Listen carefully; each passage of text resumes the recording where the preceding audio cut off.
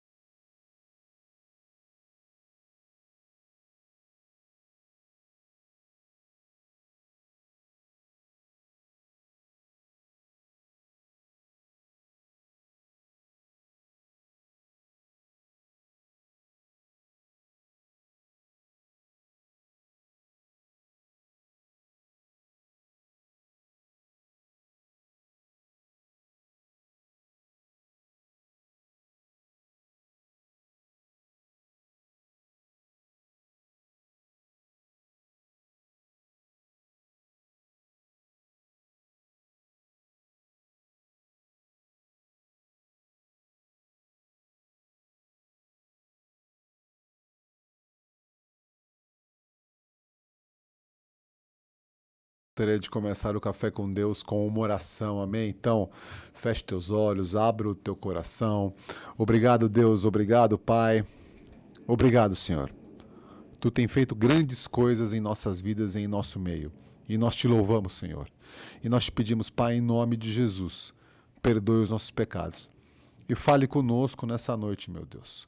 Use, meu Pai, esse momento, esse podcast, esse Café com Deus para edificar as nossas vidas, meu Pai. Eu te peço, Senhor, que a tua mão esteja sobre a vida de todas as pessoas que estão nos assistindo nessa noite, meu Deus. Que todos possam receber um toque teu nessa noite, em nome de Jesus Cristo. Amém. Amém, queridos. Compartilhando a agenda da semana. Quinta-feira, amanhã é dia de célula, sempre aqui às 20h30 no YouTube, mensagens do Pastor Chori, e a gente te encoraja a se reunir nos lares, se reunir de forma online. Se você não consegue estar presente em uma célula, se reúna de alguma forma, dê liberdade para o Espírito Santo, porque eu creio que Deus vai se mover em cada célula em nome de Jesus. Sexta-feira, 20h30, também online, ministração profética. E neste sábado, às 14 horas, na igreja da Granja Viana, nós temos curso de obreiros. O curso de obreiros não entrará em férias, então continue participando e buscando conhecer cada vez mais a palavra do nosso Senhor. Domingo, programação normal, culto às 10 horas da manhã, online e presencial, e também às 18 horas online e presencial. A gente recomeça a semana, também agenda tradicional, segunda-feira às 20h30 é dia de seminário online e terça-feira às 20h30 é dia de mentoria, e nessa mentoria nós estamos aprendendo um pouco mais sobre grego. E nessa noite nós temos um irmão, Bispo Márcio, graça e paz, meu irmão, boa noite, tudo bem? Boa noite, graça e paz. É uma honra, um privilégio estar aqui com vocês. É bom demais estarmos juntos. Nós somos família da fé. Glória a Deus, obrigado mais uma vez pela tua presença, pela tua participação. Eu não vou te apresentar, eu vou pedir para que você se apresente para nós, para os nossos irmãos estarem te conhecendo. Fala um pouco então sobre você, tua família, né, a tua vida ministerial. Conta um pouco para nós sobre quem é o Bispo Márcio. Meu nome é Márcio Meira, eu tenho 47 anos, eu sou casado com a pastora Linda. Nós estamos casados há 23 anos, são 28 anos de namoro, temos duas filhas. Débora tem 21 anos de idade, hoje ela é teóloga, ela é formada e pós-graduada, está servindo a Igreja Anglicana na Inglaterra, Church of England.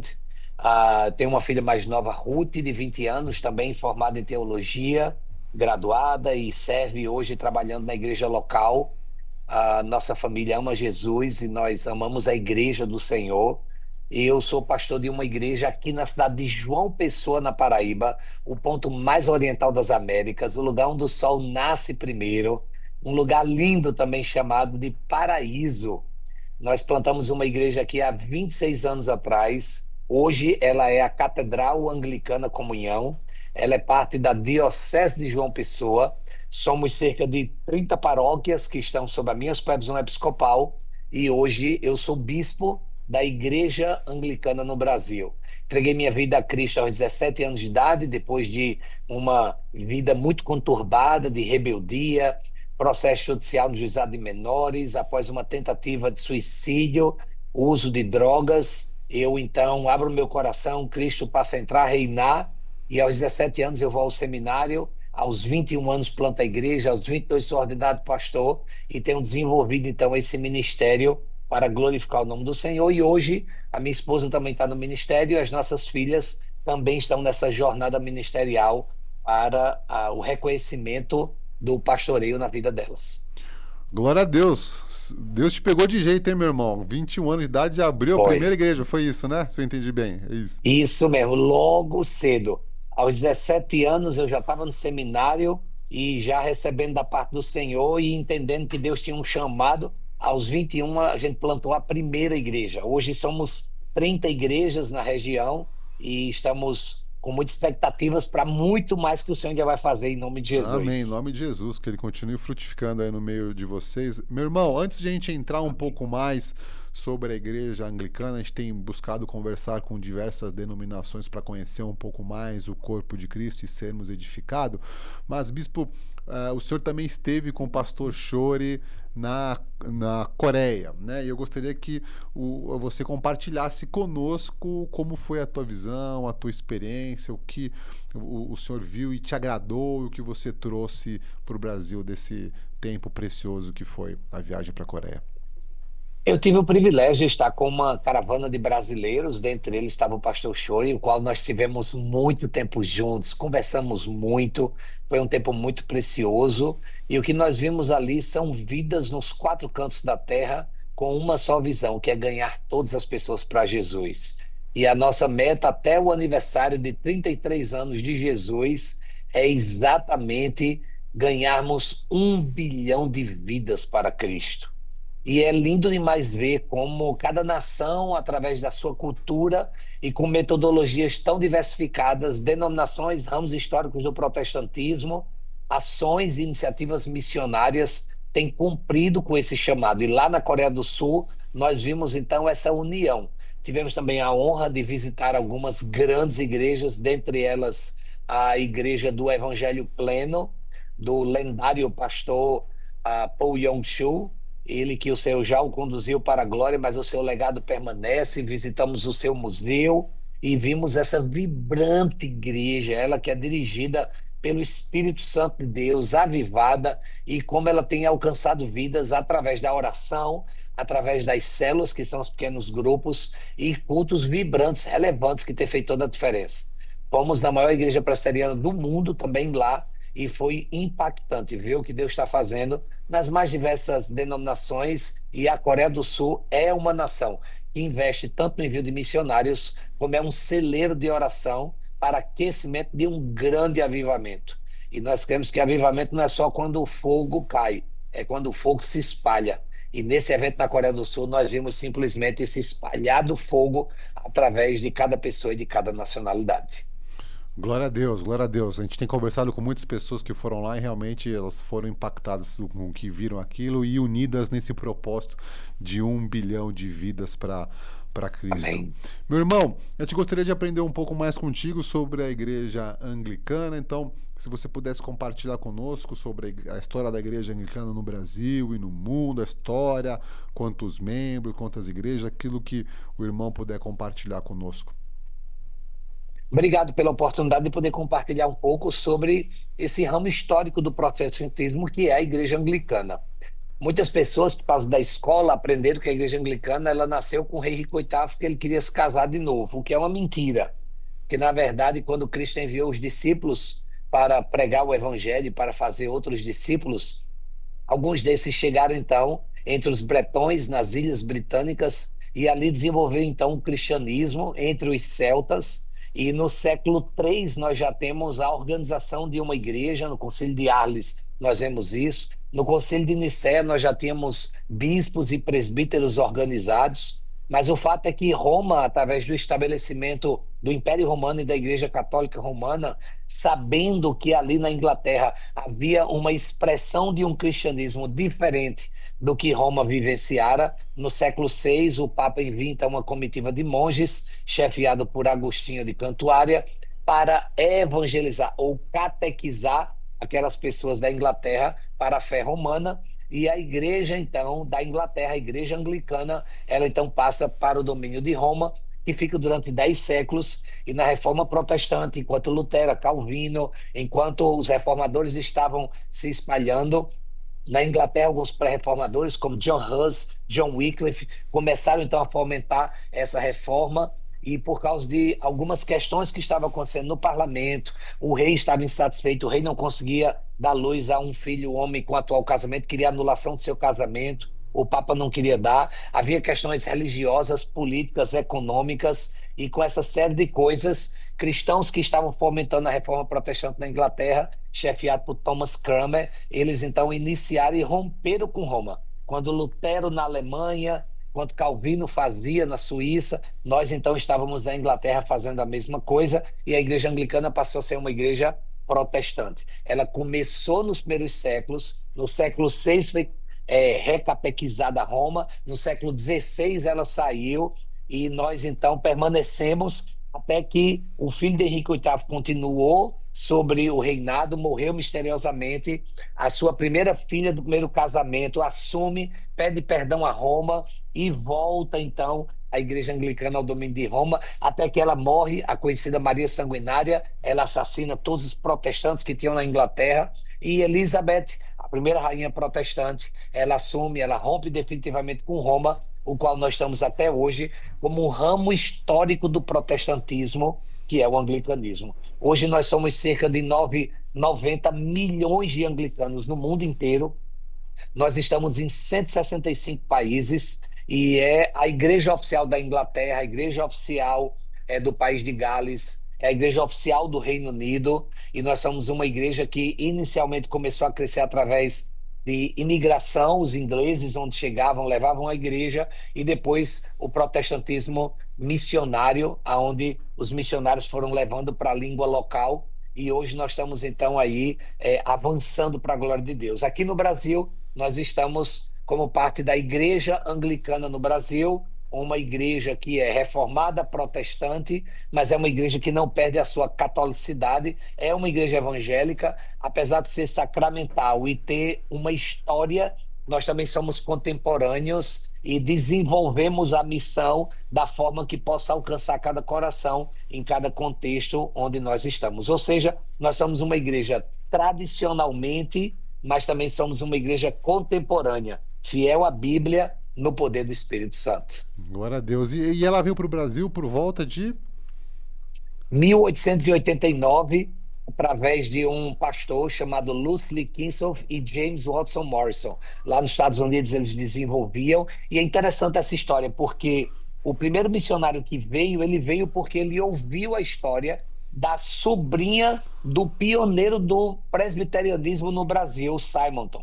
E ela falou sobre o Brasil, eles vieram, os presbiterianos nos ensinaram a língua portuguesa.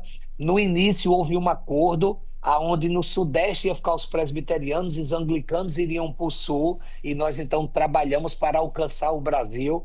Então ela chegou aí no finalzinho já do século XIX, através de americanos, e depois foi se desenvolvendo em todo o Brasil. Hoje a igreja anglicana ela é um pouco mais forte aqui no Nordeste do Brasil, onde nós temos as nossas maiores igrejas anglicanas da América Latina, fica aqui no Nordeste do Brasil. Não, eu não conhecia, não sabia que era no Nordeste. Interessante. Obrigado pela aula, pela introdução aqui sobre a história da igreja Amém. anglicana. Meu irmão, quais são os principais pilares da doutrina da igreja anglicana? Nós costumamos dizer que um anglicano ele é alicerçado em 4 doutrinas. Primeiro, a Bíblia Sagrada.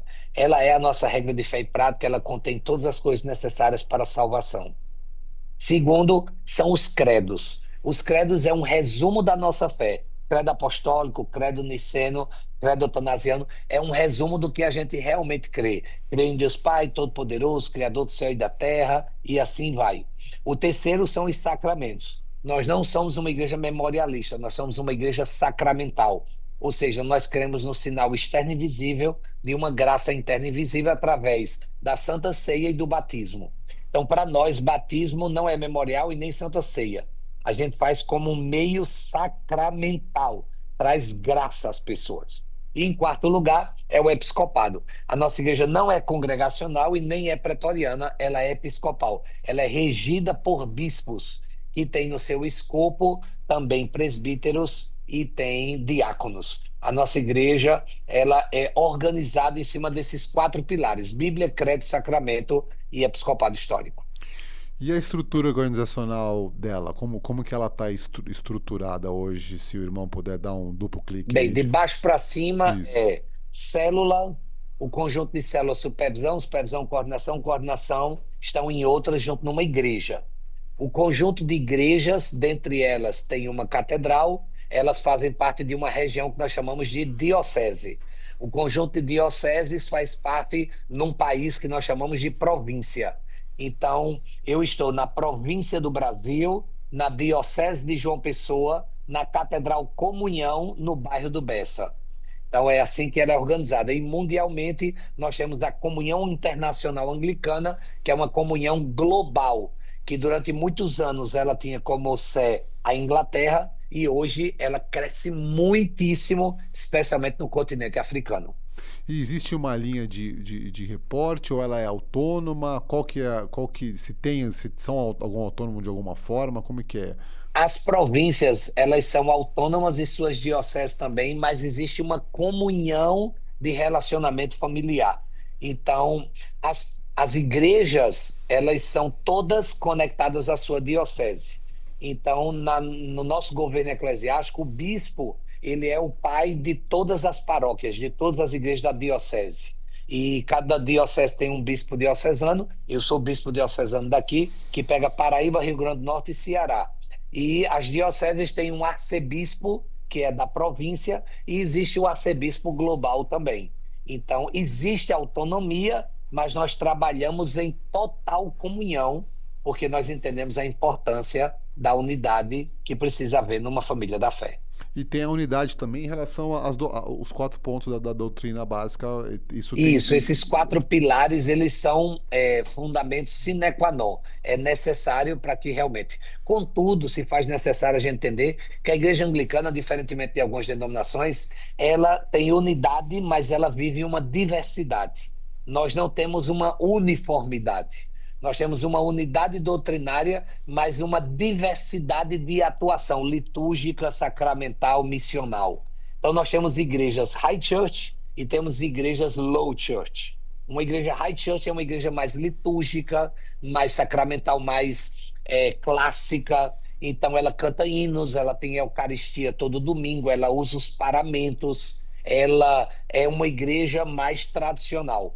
E existem as igrejas mais low church, são as igrejas mais evangélicas, mais contemporâneas, elas têm cultos mais worship, parede preta, e elas são diferenciadas nessa questão. Isso no mundo Ah, inteiro é assim. interessante. A igreja anglicana em todo o mundo tem igrejas mais clássicas e igrejas mais contemporâneas. Por exemplo, aqui na minha igreja local, eu tenho celebrações clássicas, onde a gente usa veste, faz Eucaristia todo domingo, e a gente tem celebrações contemporâneas, aonde é louvor, adoração, contemplação, apelo, conversão, nas grandes reuniões. Então, isso é o anglicanismo. Existe uma diversidade missional, mas todos alicerçados na mesma base de fé. Interessante, também não conhecia. Estou aprendendo bastante hoje aqui, meu irmão. Tô aprendendo bastante. Obrigado. Glória a Amém. Deus. E a questão ali dentre. Tem diversas igrejas anglicanas, né, no Brasil e no mundo, e dentre a que o irmão pode estar compartilhando, como que é aceito a questão do batismo no Espírito Santo e dos dons espirituais? Então, a igreja anglicana, em quase toda a sua totalidade, eu digo quase toda porque existe essa diversidade teológica também. Por exemplo, para você ser luterano, você segue a teologia de Lutero. Para você ser presbiteriano, você segue a teologia de Calvino. Para você ser metodista, você segue a teologia de Wesley. O fato é que para ser anglicano, você não tem que seguir uma só teologia. Então, existe uma diversidade teológica também. Agora, nós temos alguns nomes que geralmente o pessoal diz: ah, eu não conheço a igreja anglicana, né? Quando a gente começa a falar os nossos autores e quem nós somos, as pessoas dizem: ah, eu conheço essas pessoas. Por exemplo, John Stott, C.S. Lewis, J.I. Packer, N.T. Wright, Alistair McGrath. Então, são alguns. Aí o pessoal diz: ah, mas eu não sou muito bom de teologia. Você já viu as Crônicas de Nárnia? Foi C.S. Lewis que escreveu, é um anglicano. Você conhece a enfermagem? Pois é, Florence Nightingale, a Dama da Lâmpada, ela era anglicana. Então, a igreja anglicana, como ela é histórica e é inglesa, então ela está em muitos fundamentos. Mas o fato é que sobre a pneumatologia, a doutrina do Espírito Santo, nós cremos na contemporaneidade dos dons. Existe uma ala da igreja anglicana, que eu, inclusive, faço parte, que é uma ala mais carismática, mais avivada, mais pentecostal, que dá uma ênfase maior no mover profético e na contemporaneidade dos dons. Então, nós cremos na atualidade e na atuação do Espírito Santo. Existem algumas igrejas que têm algumas resistências a uma atuação maior, e o batismo no Espírito Santo, nós entendemos que acontece não obrigatoriamente como uma expressão de uma glossolalia, de um recebimento de línguas estranhas. Pode acontecer, mas não obrigatoriamente. Nós cremos no batismo no Espírito Santo, mas como quando você entrega a vida a Cristo, o Espírito Santo vem habitar em você, então você é batizado no Espírito Santo. John Stott, na sua obra clássica, Ouça o Espírito, Ouça o Mundo, ele fala muito sobre batismo e efusão no Espírito Santo. Então você é batizado no Espírito Santo quando você recebe Cristo e o Espírito Santo vem habitar em você. E você recebe uma efusão, alguns chamam de segunda bênção do Espírito Santo, através de dons específicos, dentre eles o dom de línguas. Irmão, obrigado por compartilhar e eu gostei muito que trouxe nome de alguns autores conhecidos, né? John Autores. Stott, C.S. Lewis. É Aham. importante para a gente realmente ver o tamanho e a proximidade. Amém. E a proximidade, né? Porque são escritores, autores aí que estão bem no nosso Isso. cotidiano. Glória a Deus. E como que é o relacionamento da igreja anglicana com outras denominações? Andam junto, tem uma certa distância, um prega na igreja do outro. Como é que é o dia a dia? Primeiro, existe os instrumentos de unidade oficiais da igreja. Dentre eles, nós fazemos parte do CONIC, que é o Conselho Nacional de Igrejas Cristãs. Dentre elas está a Igreja Católica Presbiteriana, está a Igreja Metodista, está a Igreja Ortodoxa, está algumas igrejas como a Luterana, a ISLB. Então, nós temos ecumenismo com igrejas cristãs. Fazemos parte do CONIC. Nós também fazemos parte em todos os conselhos estaduais de pastores, nós estamos inseridos. Eu, por exemplo, eu estou na APEP, que é a Associação de Pastores Evangélicos da Paraíba. Nós fazemos parte da Rede Inspire, com o pastor Carlito Paes, que envolve centenas de igrejas das mais diversas denominações no mesmo lugar.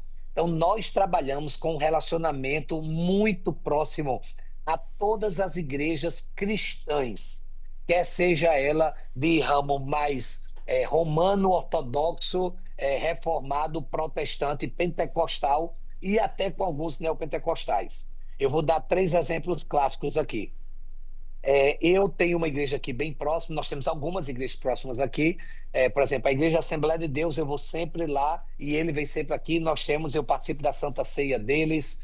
Tem a Igreja Zoe, uma igreja apostólica. Tem a Igreja Congregacional, que a gente também tem, presbiteriana, batista. Então, só para você ter uma ideia, só nesse mês agora, de dezembro, nós ainda estamos no dia 9. Eu já preguei em 8 denominações diferentes. A gente ainda está no dia 9.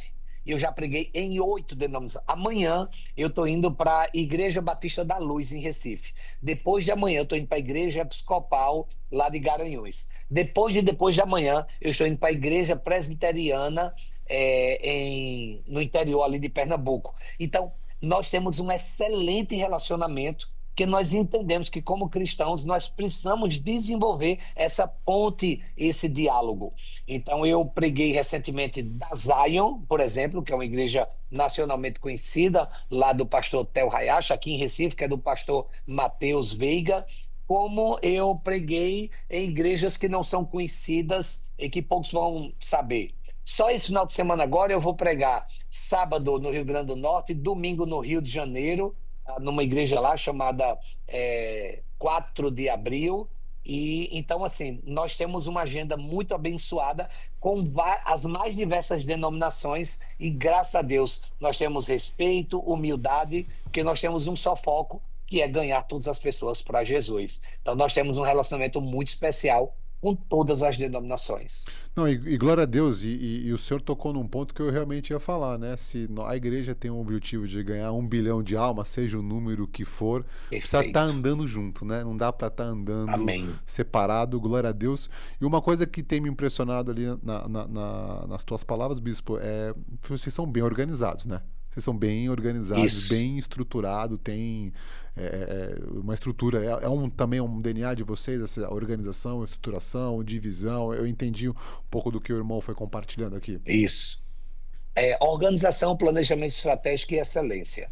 Então, para nós, isso é fundamental. Em tudo que a gente fizer, a gente tem que dar o nosso melhor, excelência, porque é para o rei.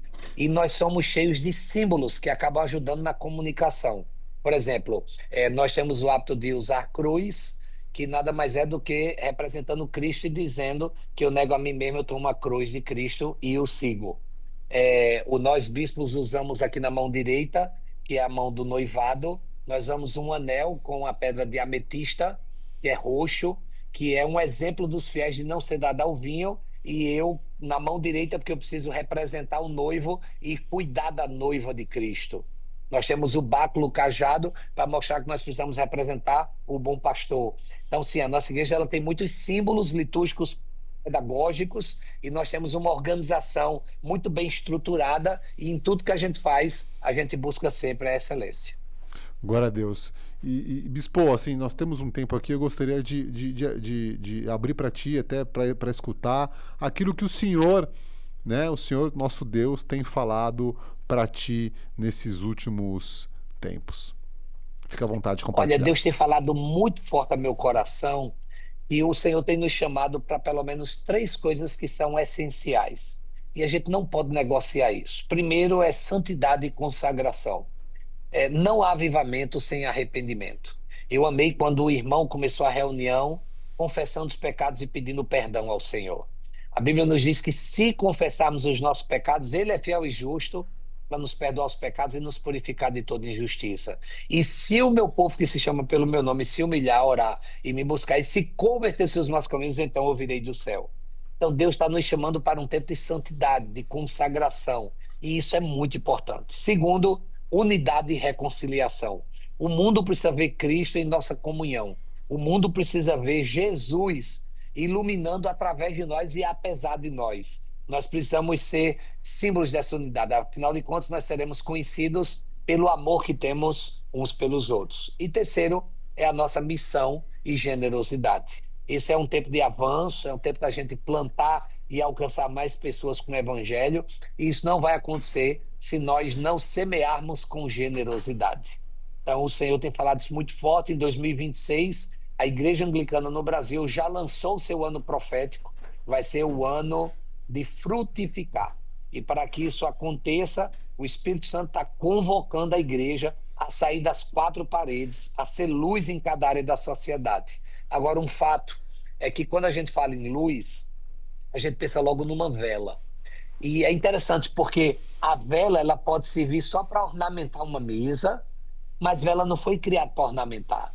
Vela foi criada para iluminar. Contudo, para uma vela iluminar, ela precisa ser acesa. Quando ela é acesa, ela traz luz, mas para que a luz brilhe, a vela precisa ser consumida. Nós precisamos estar prontos a sermos consumidos para que a luz de Cristo brilhe em nós. Nós não fomos chamados para sermos um ornamento. Nós não fomos chamados para enfeitarmos. Nós somos chamados para trazer a luz de Jesus. E para que isso aconteça, a gente precisa estar pronto a ser consumido pelo seu amor, pela sua graça, para que a missão dele, que é iluminar todos aqueles que estão em trevas, possa acontecer através de nós.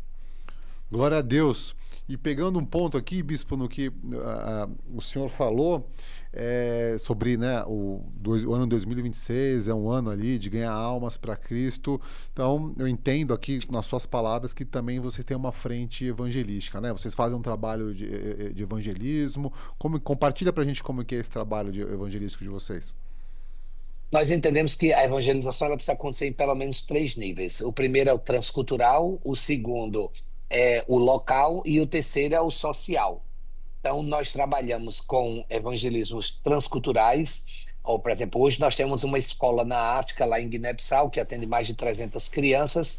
Os pais são todos muçulmanos e nós estamos ensinando uma educação por princípios aos filhos de muçulmanos.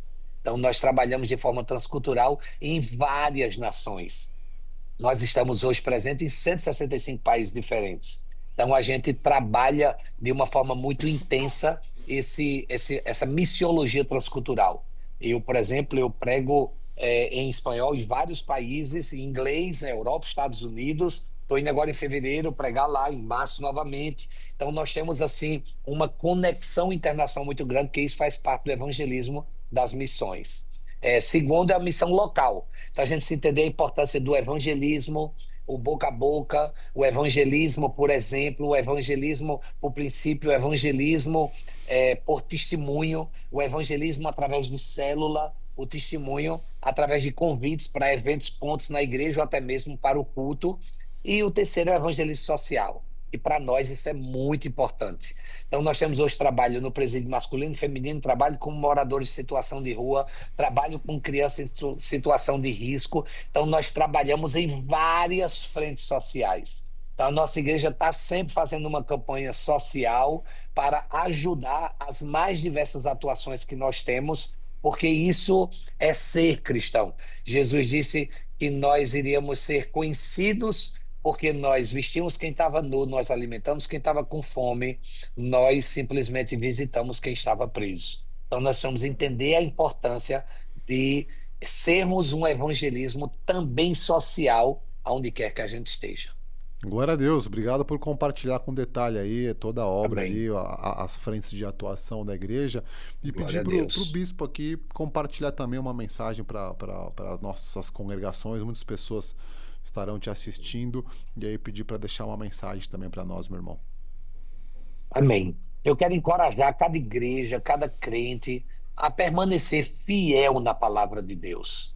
Nós vivemos dias que são muito desafiadores, mas também são dias de grande oportunidade. Então nós não podemos deixar de valorizar essa, que é a lâmpada para os nossos pés e a luz para o nosso caminho. Fechado vai se tornar apenas um livro, mas quando nós abrimos, passa a ser boca de Deus. Ela é como uma espada em meio à batalha. Ela é simplesmente uma lâmpada na escuridão. E Jesus, quando foi tentado, ele simplesmente disse: está escrito. Então nós precisamos nos voltar para a palavra de Deus, porque as escrituras sagradas, ela contém todas as coisas que são necessárias para a nossa salvação. Nós vivemos dias que são desafiadores, mas também dias de grandes oportunidades. Então o Senhor Jesus, ele continua edificando sua igreja, ele nos chama para uma fé vibrante, uma vida cheia do Espírito Santo e um compromisso radical com ele e com o seu reino. Então, que cada igreja, que cada cristão que estiver ligado conosco através desse podcast, que você possa se permitir ser um instrumento de acolhimento, de oração, de discipulado, de missão, aonde vidas serão transformadas, aonde o inferno vai ser saqueado e o céu vai ser povoado, graças à sua instrumentalidade e pela misericórdia de Deus. Lembre-se, Jesus é o centro. Jesus é quem faz, mas ele decidiu contar comigo e com você. Lembra quando ele foi ressuscitar Lázaro? Um Deus que ressuscita um morto que já haviam dias.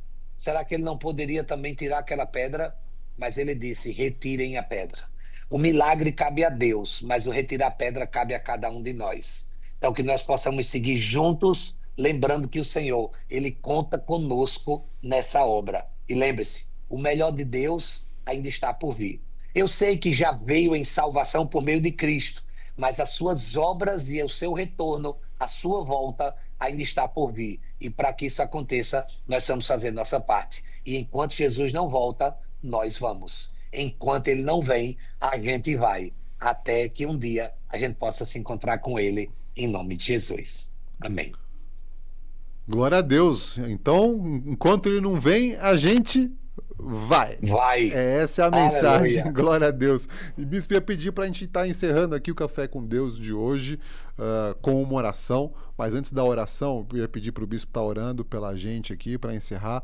Mas antes da oração, eu gostaria de mais uma vez te agradecer. Foi um tempo precioso, pudemos aprender um pouco mais sobre a igreja anglicana. Eu creio que foi muito enriquecedor aqui, nós ganhamos conhecimento. Sinta-se abraçado pela nossa igreja. A gente espera um dia conhecê-lo pessoalmente. Você está aí numa região maravilhosa, mas um dia Deus vai preparar um momento para nós nos conhecermos, mas que Deus abençoe muito a tua vida, a tua família e de todas as tuas congregações em nome de Jesus. Amém, querido? Mais uma vez, obrigado. Eu passo a palavra para ti, Amém. para uma oração, para estar encerrando o Amém. Café com Deus.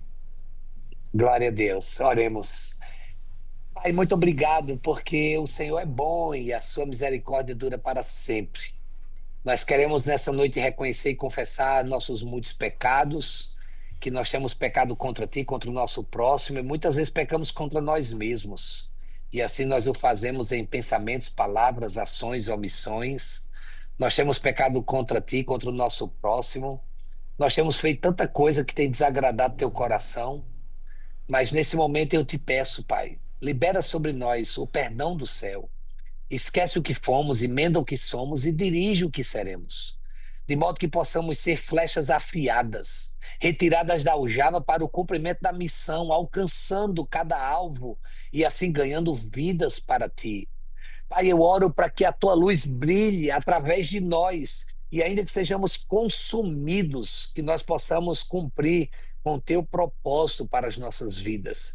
Te agradeço por esse podcast, te agradeço pela instrumentalidade desse meio para que alcance vidas, traga conscientização e nos ajude a partilhar cada vez mais. Não é sobre denominação, não é sobre igreja, é sobre a igreja, é sobre a noiva, é sobre o reencontro com o noivo, é sobre presença, salvação, transformação. E eu me uno a esses irmãos, rogando a Ti para que o Senhor continue derramando sobre nós graça e amor, e que o Senhor nos abençoe, em nome do Pai, do Filho e do Espírito Santo.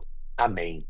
Amém, amém. Glória a Deus. Querido, mais uma vez, obrigado. Forte abraço. Deus abençoe a tua vida. Amém. E Glória a vocês, Deus.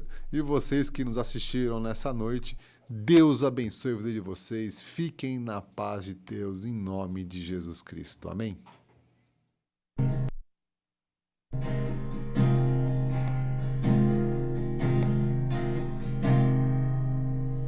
Enchei as talhas que o Rei chegou, vai transbordar rios de amor. Teu nome é maior que toda dor. Em tua presença todo louvor.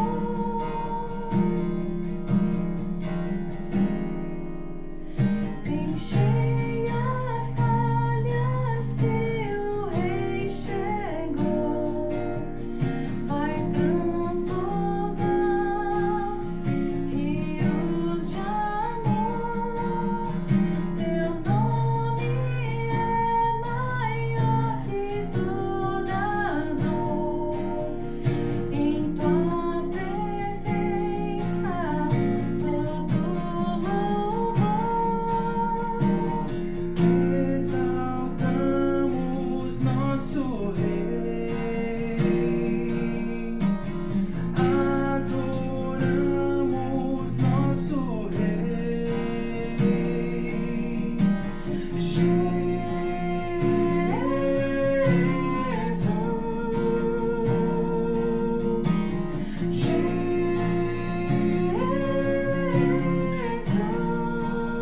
em alegria, Ele pode transformar o choro em alegria. Ele pode transformar. Exaltamos nosso Rei, adoramos nosso Rei, exaltamos nosso Rei,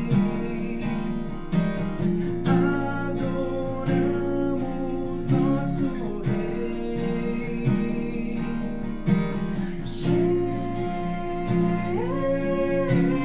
Jesus,